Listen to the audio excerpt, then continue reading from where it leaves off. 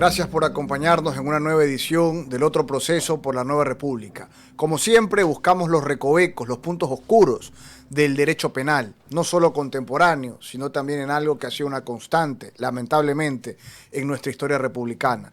Y es por eso que el título del programa de hoy habla de un caso 30 años después. ¿Qué significa esto? Significa que fue un hecho que generó conmoción en la comunidad jurídica y social en los años 90 y que hoy en día persiste en cuanto a la inacción por parte del Estado para dar respuesta a toda la dolencia que tuvo que generar, a todo el perjuicio y la perversión que tuvo que generar en contra de un hombre, de un empresario honesto, que lamentablemente tuvo la mala fortuna de que este mal derecho penal le toque la puerta y le muestre su peor rostro. El día de hoy nos acompaña, tenemos el honor y el agrado de estar con el señor Carlos Emilio Vélez y con el profesor Alfonso Zambrano Pasquel, también ha sido acompañante nuestro en este espacio, pero que además de aquello hoy cumple un rol mucho más importante que aquello, porque también nos va a contar la historia que él tuvo, en este caso, como abogado litigante, defensor del mismo hace 30 años. Entonces vamos a tener una perspectiva desde el lado humano por parte de Carlos Emilio y una perspectiva desde el tema jurídico con el maestro Zambrano Pasquel. Carlos Emilio, muchas gracias por estar aquí, por la invitación. Yo creo que es meritorio empezar este programa, esta entrevista, preguntándole quién es Carlos Emilio Vélez. ¿Qué puede decirle a la ciudadanía que quizás no conoce su historia, pero que merece saberla, merece escucharla? Sí, muchas gracias y sobre todo pues muy amable por el espacio y también por la entrevista. Efectivamente fui un camaronero enamorado de mi profesión, de mucho éxito, acompañado por un americano que vino a invertir al Ecuador, se llamó Peter Shane. Peter Shane ayudó al negocio de camarones dándole fe al negocio. Negocio que a través del tiempo y de la historia se ha convertido pues en una catarata de recursos económicos para el país. Tanto así que ya superó al petróleo en las divisas que ingresan al país. Se hizo pues esta empacadora en la calle Letamendi y la orilla del río. Cuando yo pues era un muchacho que había estudiado en México, regresé al Ecuador y me dediqué exclusivamente por accidente, conocí a Peter, yo ya trabajaba en pescado, en empacadora Alberti, que quedaba en Brasil, orilla del río. Peter se reunió conmigo, me dijo, tenemos que hacer camarones en Dacal. Dacal estaba también de orilla del río. Ahí quedaba Dacal, que exportaba banano por el río. Sacaba una lancha y se iba al barco y cargaba, en fin. Bueno,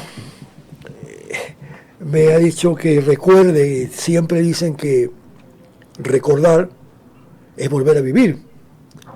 En este caso para mí es volver a sufrir, porque lo que me hicieron a mí por parte de tanto la policía del caso y también las autoridades judiciales fue terrible.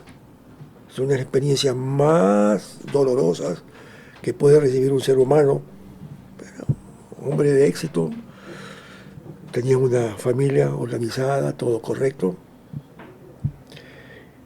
Sufrí una injusta cárcel desde que fui capturado sin boleta. No tuve boleta de captura.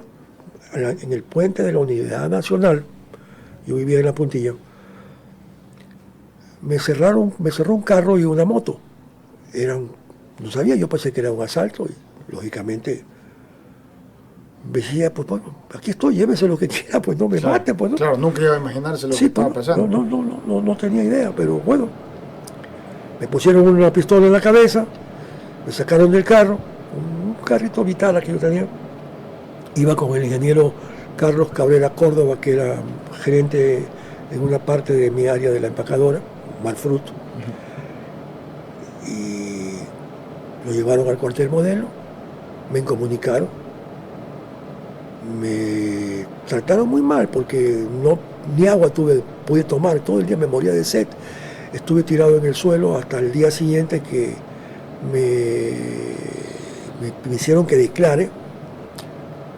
Carlos Cabrera, le dijeron que se vaya a su casa, que disculpe la molestia, pero que lo citaban para que vaya a declarar. Y en el fondo, pues lo hicieron una trampa a este pobre hombre, que en paz descanse ahora, porque Cabrera fue detenido, fue preso. Y estuvimos ahí más de 2 años en la penitenciaría. Cosa rara que una persona que le dejan libre que vaya a su casa y que cita a declarar la próxima semana. Lo detienen posterior. Sí, pues se hubiera oído, pues no se hubiera. Claro.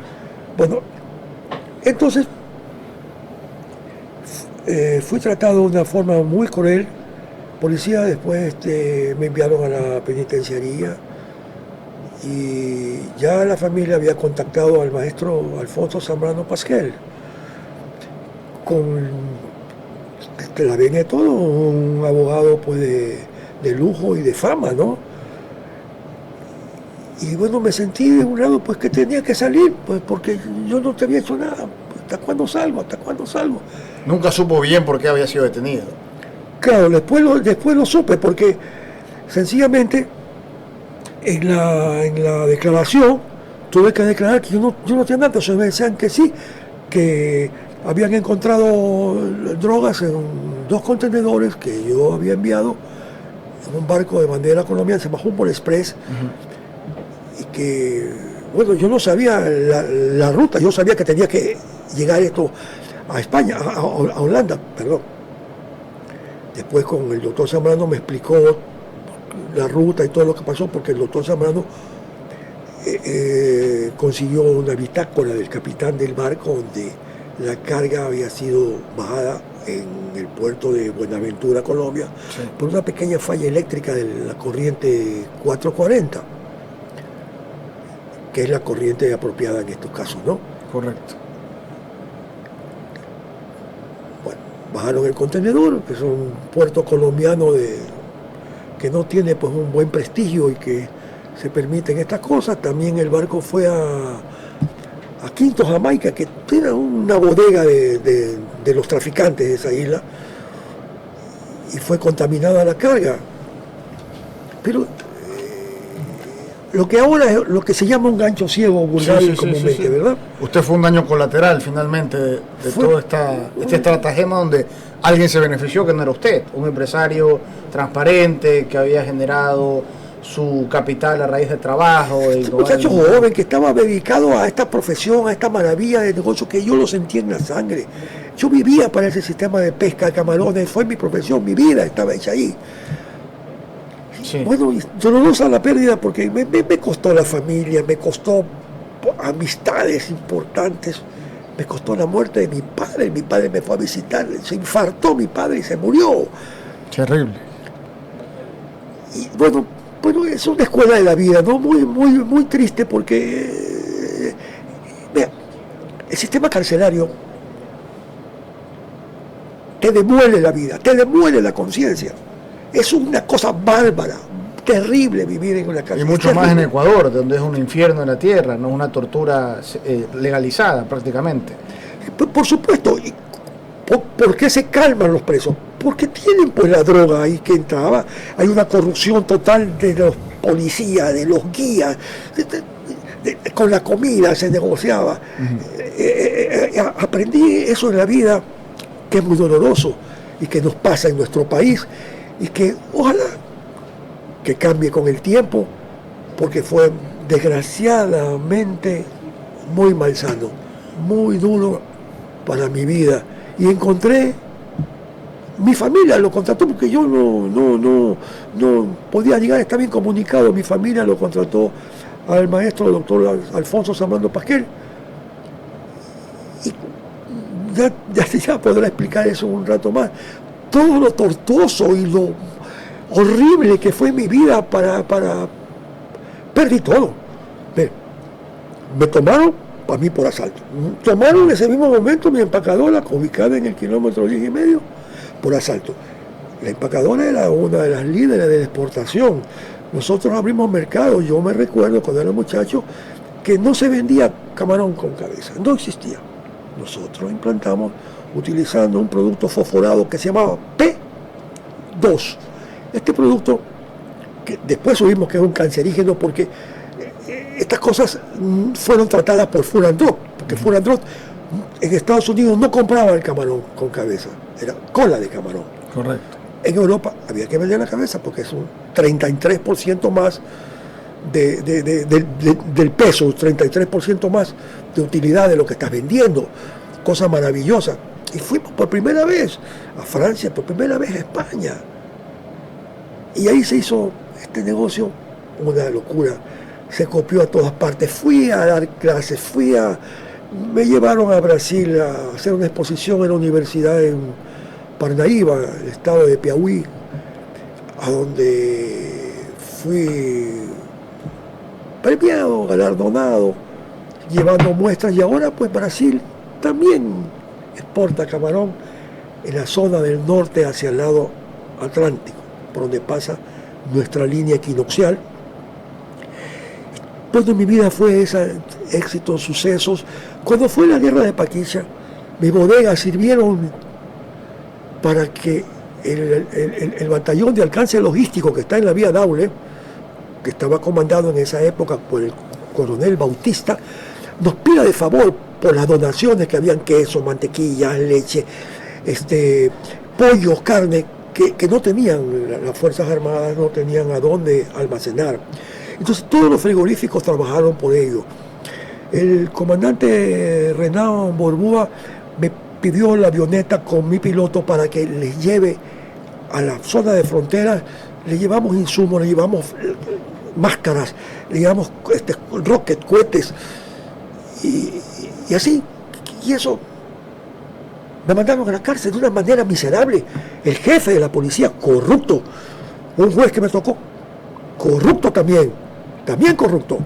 Y estuve así, sin juicio. Un fiscal resentido social, porque era un fiscal resentido social, ya falleció este señor fiscal, muchacho, señor Coicano, resentido social. En fin, yo quisiera cederle la palabra en este momento. No, ha sido Carlos Emilio, en realidad, desde la perspectiva del otro rostro de este proceso, pues muy importante escuchar tu historia, todo lo que ha pasado, todo lo que has vivido. Pero a raíz de eso yo sí quisiera preguntarle al profesor Zambrano, 30 años antes, desde la óptica de la profesión, del derecho penal, ¿qué fue, doctor, el caso Marfruit? Doctor Gabriel, querido amigo, doctor, discípulo, gracias por compartir ese espacio en la Nueva República, y lo veo a Carlos Emilio y lo escucho. Van a ser 30 años.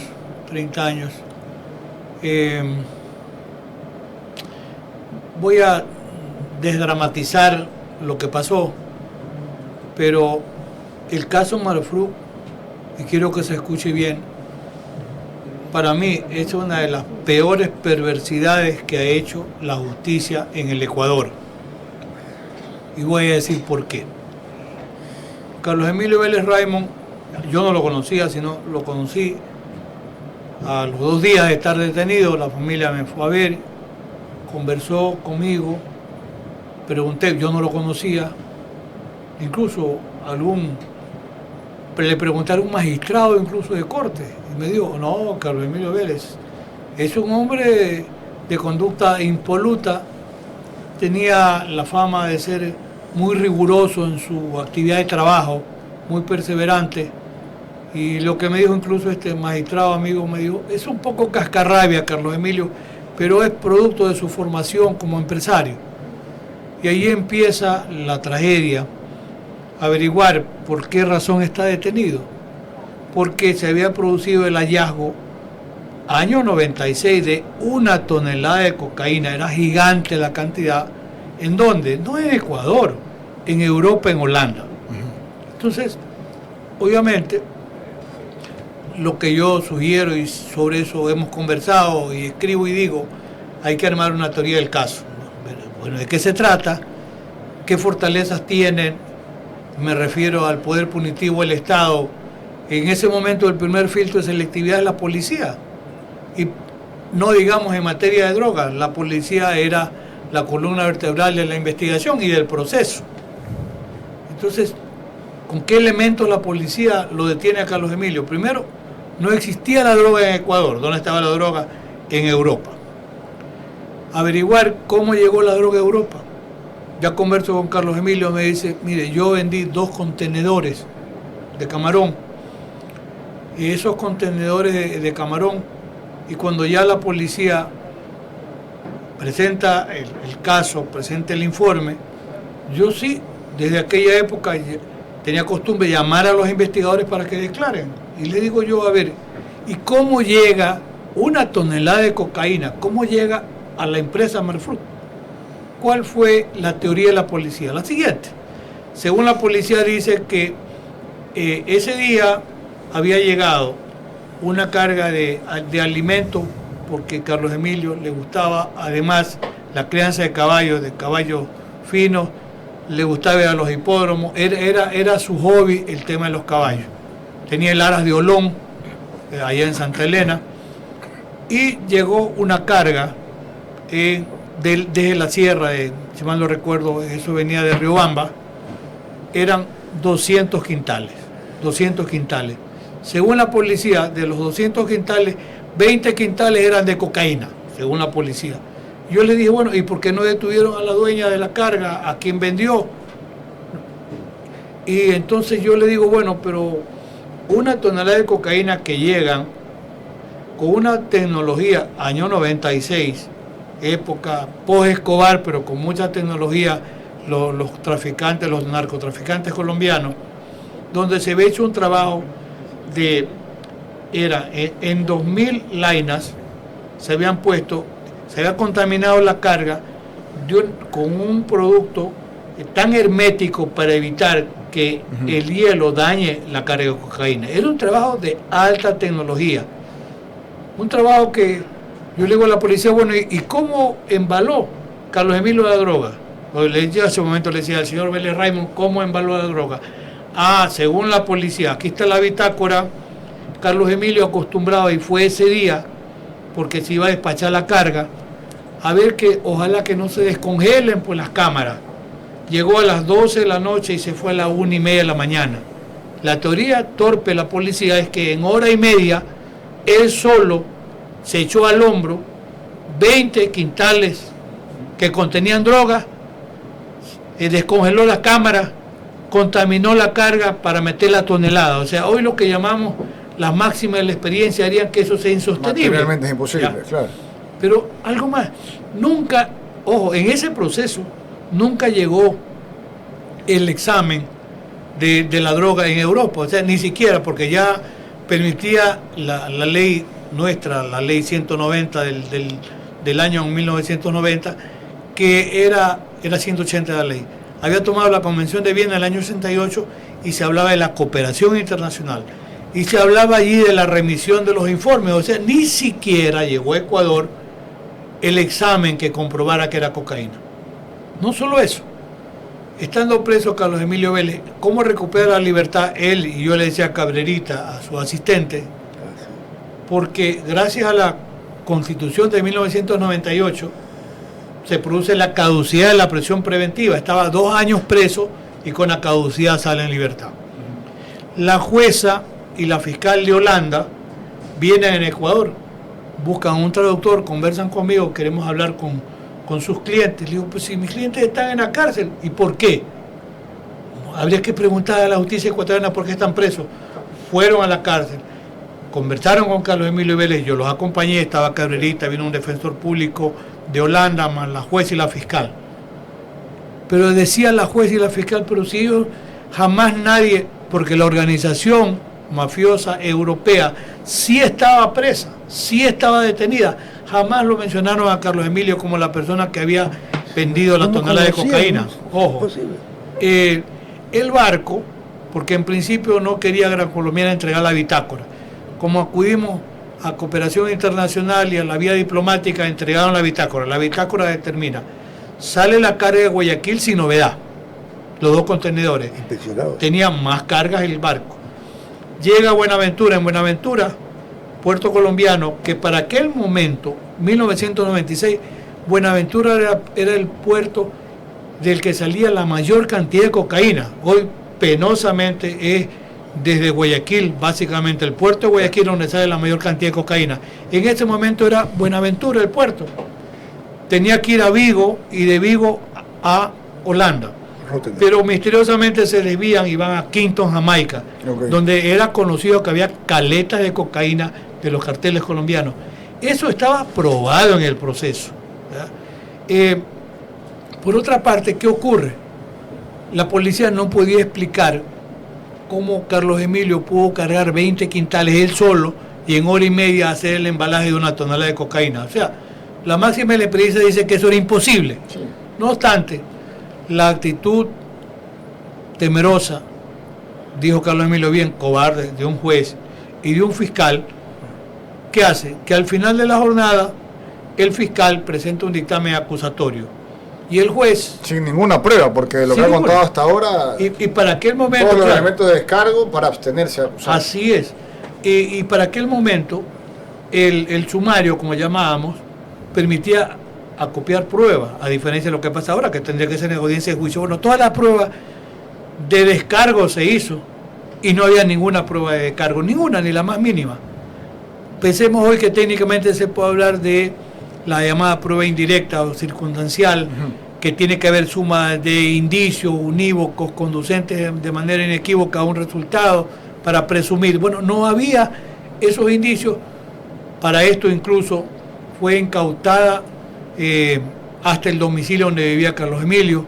Eso finalmente tuvieron que devolverle la casa a la familia.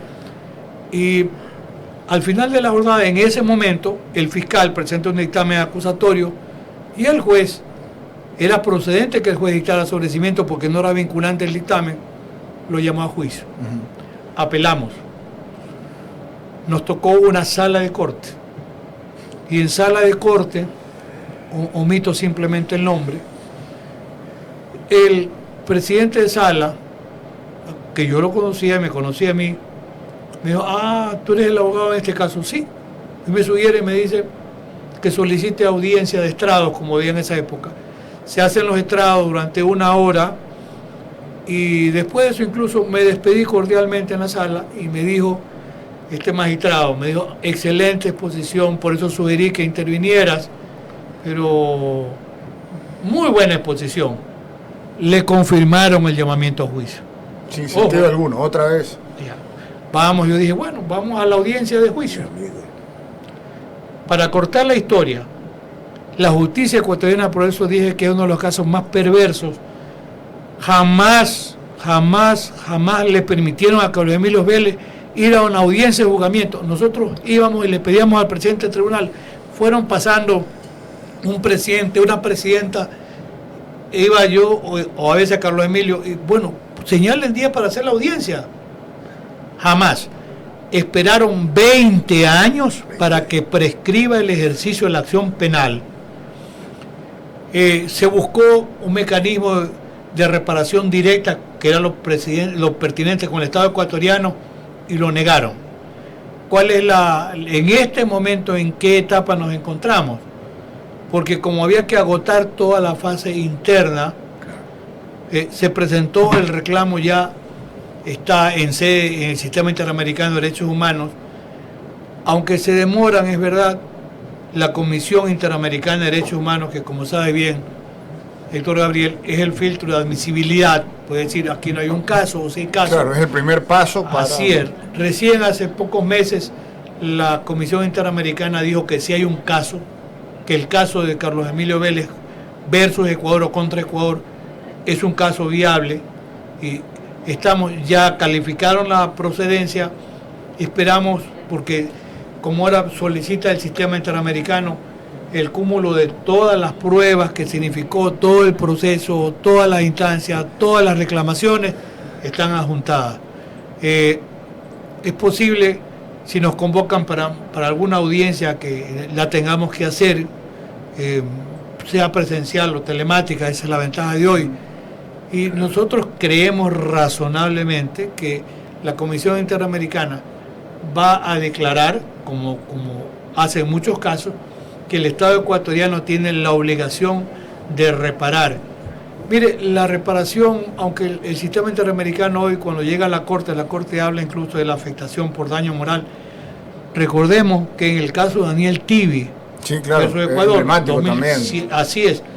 Y no era un caso ni por muerte, era un caso donde por abuso con la prisión preventiva, porque Daniel Tibi fue sobreseído. Sí. ¿Ya?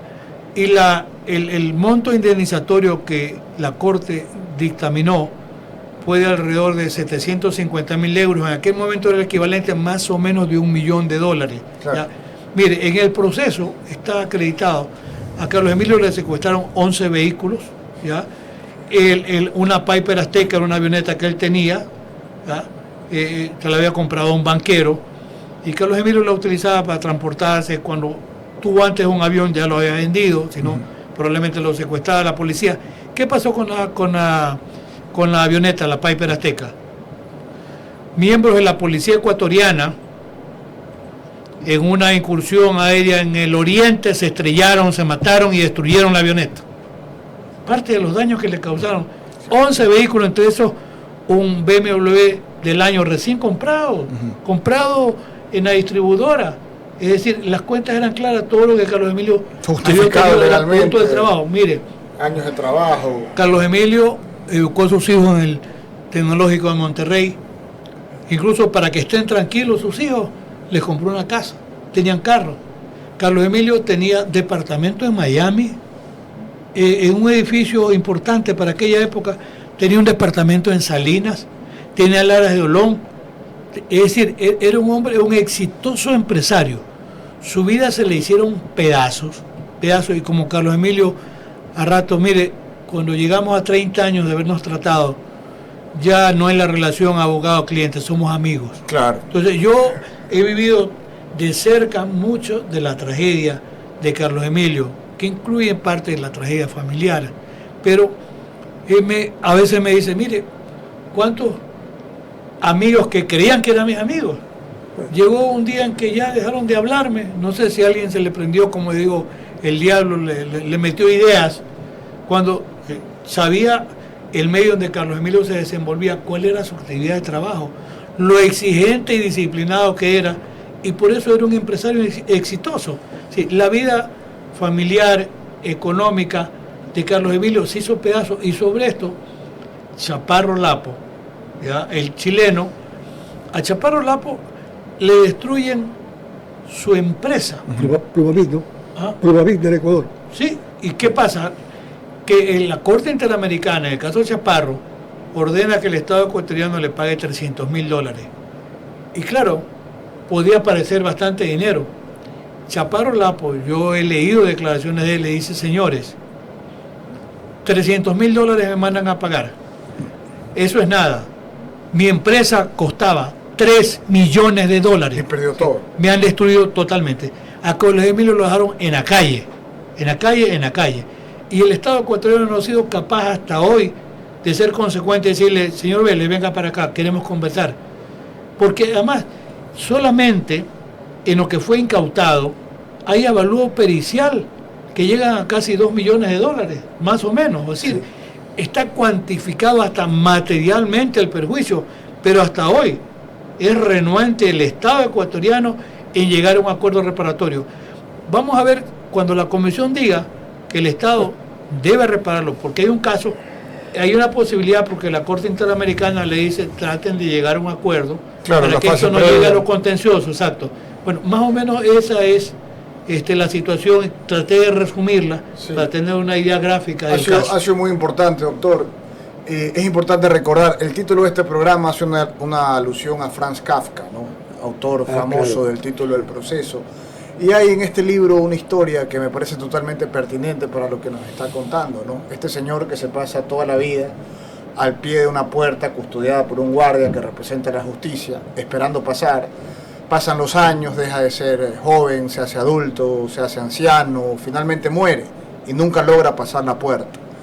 Y me parece muy pertinente esta historia, Carlos Emilio, porque yo quisiera preguntarle, ¿no? 30 años después, usted sigue esperando justicia. El caso Marfrut, 30 años después, en este momento se encuentra ante la misma puerta, ya no obviamente la justicia inexistente de Ecuador, sino ante un organismo internacional, que es el que finalmente puede repararlo económicamente, pero también simbólicamente, digámoslo, tantos años después. ¿Cómo podemos afrontar, digamos, esto desde su perspectiva? Bueno, espero que la puerta se me abra, ¿no? Sí.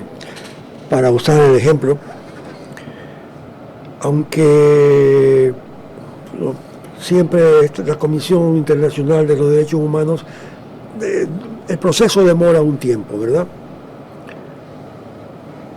Pero yo soy hombre de fe católico, estoy viviendo un momento duro con mi salud, tengo cáncer, y espero pues que de alguna manera llegue a abrirse la puerta para contemplar un poco la tranquilidad y poder transmitir.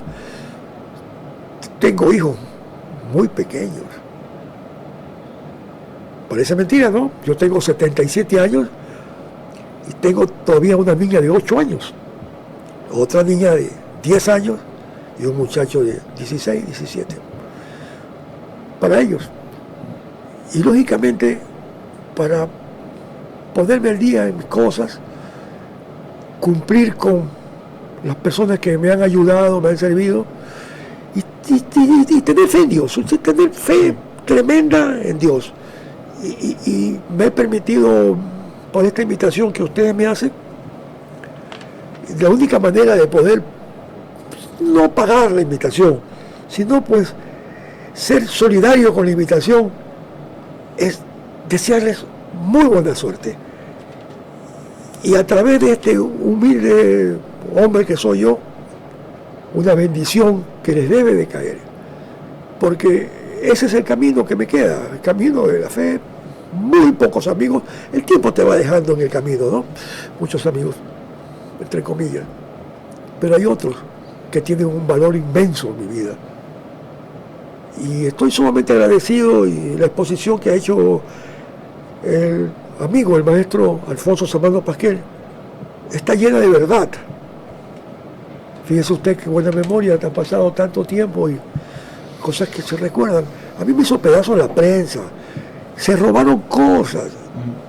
En el proceso que se envió a Washington y que estuvo manejado aquí, hay personas de primera categoría, de las cuales uno ya falleció en el COVID, a otra persona que vieron, que fueron a la planta, porque la planta, ellos eran proveedores, y se encontraron con que no se podía entrar, que estaban guardias afuera, y a cierta distancia vieron sacar camiones con objetos. Se llevaron una máquina, la única planta que tenía una máquina automática. Nunca devolvieron, Carlos Emilio, absolutamente nada. No, se la robaron. El área de la operación, literalmente se la robaron. Tomaron la planta por asalto, había trabajadores, llevaron empleados a declarar, llevaron todos los de cámara, había unas mujeres de planta, los guardianes, el moviguero, los llevaron, fueron detenidos a declarar, fueron sueltos o dejaron libres al día siguiente. Y todos declararon, la verdad, nunca ha habido droga, nunca han hablado de droga, nunca ha ido colombianos ni gente extraña a la planta. No existe. No, y fíjese usted. Pero ahí está, la justicia, ciertos abogados, ciertos fiscales, fueron los causantes de mi desgracia. ¿Quién me paga? La Corte Internacional no me puede decir, ahí está tu papá, ya se murió. Ya eso es irreparable. Es irreparable. Y el resto, pues, lo que me quede, ojalá que no fallezca antes de que tenga una conversación. Porque sí es una conversación que moralmente hay que decirle a la gente, si yo hubiera sido un traficante, si hubiera tenido una condena, no puedo pues plantear un juicio ni al Estado ni a la Corte Internacional. Claro, eso no ocurrió. Pues no ocurrió. No era verdad, no era verdad. Exactamente. Entonces, y ahora como vuelvo a repetir, porque ya me canso y me agoto un poco. Sumamente agradecido, sobre todo aquí a mi derecha, el maestro Alfonso Zambrano Pasquel. Y a usted que me está haciendo la entrevista, doctor Vanegas, muchas gracias. No, gracias a usted, Carlos Emilio. Doctor, yo quisiera, ya entrando en la recta final del programa, preguntarle, 30 años después, ¿ha cambiado en algo la justicia de Ecuador? Esta puerta que sigue inerte, esperando que quienes la merecen, es decir, la justicia la atraviesen, los deja pasar, o cree que seguimos viviendo lo mismo que ha narrado Carlos Emilio y que se vivía comúnmente tantas décadas atrás? Me hace recordar de una reflexión de Edmundo Durán Díaz, con quien trabajamos en la idea de cambiar el modelo, precisamente un modelo, el anterior inquisitivo, donde el juez virtualmente era el dueño de todo el escenario, pero donde lamentablemente también los que llamamos hoy juicios paralelos o mediáticos y en tema de droga llegaban a producir un gran estigma, y alguna vez algún importante medio de comunicación llegó a poner una foto de Carlos Emilio a colores y un mesón grande como este lleno de paquetes de cocaína, como que esa cocaína era la de Carlos Emilio Vélez, cuando esa cocaína jamás estuvo en Ecuador, nunca se la conoció, sino en Holanda. Bueno, se llegó a manipular así, lamentablemente, la comunicación. Pero, ¿sabes qué? Seguimos siendo muy críticos porque a ratos puede pasar que la verdad histórica a veces es secuestrada por la manipulación informativa, a veces, no siempre. En otros momentos porque hay interés político de causar daño. Pero lo que pasó ayer, en un caso donde se formulan cargos, y yo he sido muy crítico en este tema de falta de control de la imputación, y hoy se vuelve realidad, y es importante lo que voy a comentar. Se formulan cargos contra 4 personas, exministro de Estado, empresario, político, y la Fiscalía, más allá de no haber sostenido adecuadamente la imputación en la formulación de cargos, pide la prisión preventiva. La jueza, en un caso que es inédito, dicta la prisión preventiva de 2 y de 2 no, y le observa a la fiscal y le dice: oiga, usted tiene que fundamentar por qué incluso pide medidas cautelares, y llega un momento tan duro, y están las audiciones grabadas, donde la jueza le dice: si usted, fiscal, no está preparada para sostener cargos, usted debe dar el paso a un costado, ¿ya?